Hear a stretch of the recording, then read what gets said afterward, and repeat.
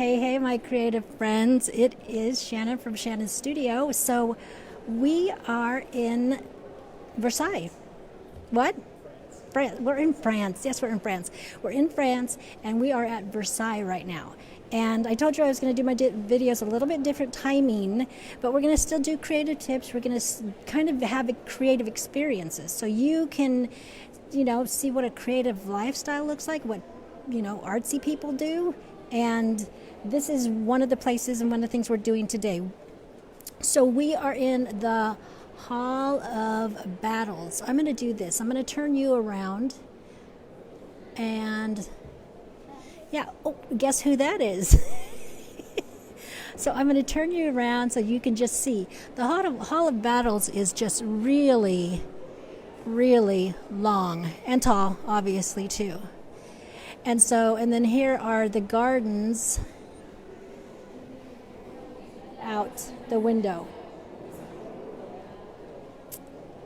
So while you're looking around, while I'm here, there's a couple things I wanted to talk about that kind of lead to this whole experience that I'm having right now, but it can also help you with your experience, is that there's a thing called an absorb Brainset, and it's kind of exactly what it sounds like.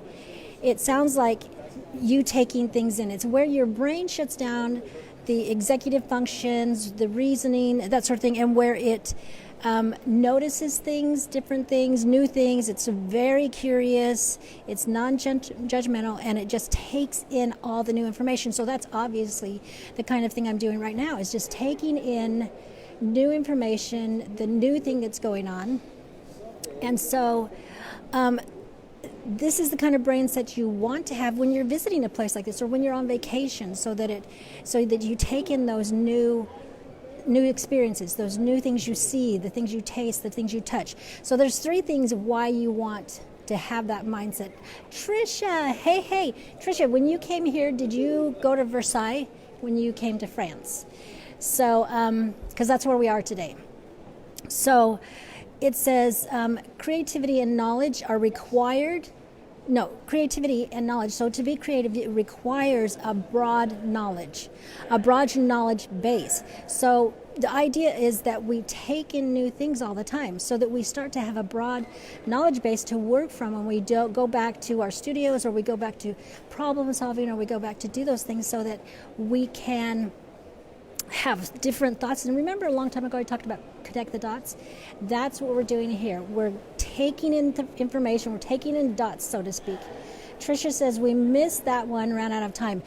Trisha, this one is like, it can go all day and then some. It's huge. It's just walking, and we haven't even gotten to all the tour things yet either. But it's amazing, some of the ceiling work.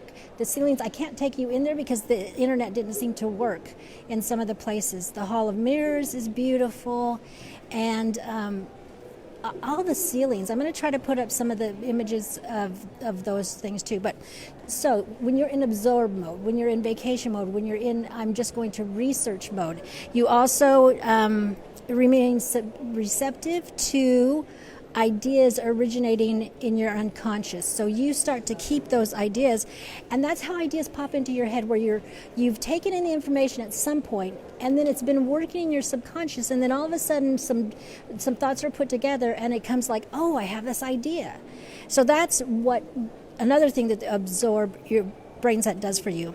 Then the other one is, you're more receptive to seeing those associations. You can start to connect the dots, where one thing will lead to another thing that will lead to another thing. And it's not a prescribed thing, but it's something that happens when you're problem solving, when you're deciding you want to do something.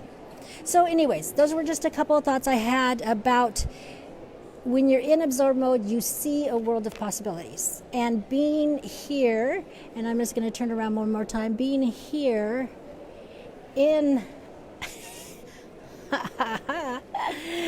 being here in this hall of battles. And then there's Joan of Arc and other people, and And then look it up at the ceiling.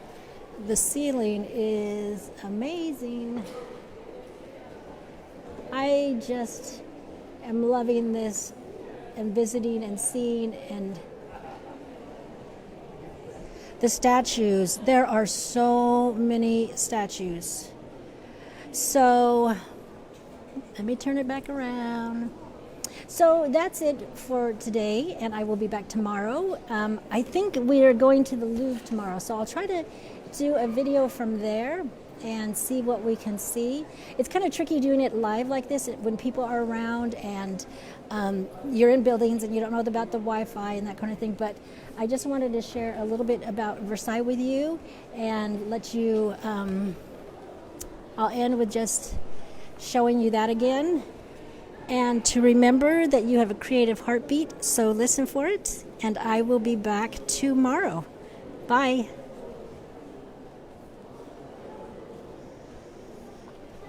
Oops.